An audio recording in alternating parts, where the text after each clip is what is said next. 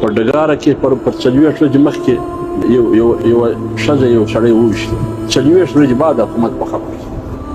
40 ورځې بعد حکومت په خبر شو. زه د هغې په لاس ورکړی وم قاتلان. ما ته وویل نه به په خپله توپک دې سره ګرځې نه یې زه در کوم.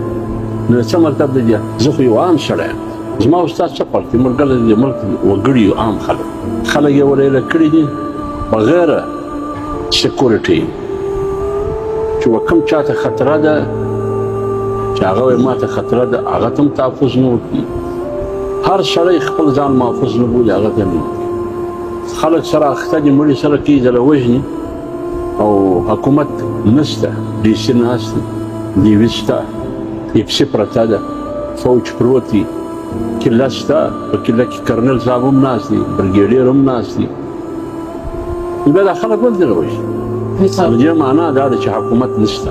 نن هر سړی د حکومت څخه یو شی غواړي وایي زما وجود او زما زندګي په خطره کې ده بس دغه تحفظ راکړه. نور نه بجلي غواړم نه اوبه غواړم نه ګیس غواړم نه د سر سایه غواړم یو شی هم نه غواړم.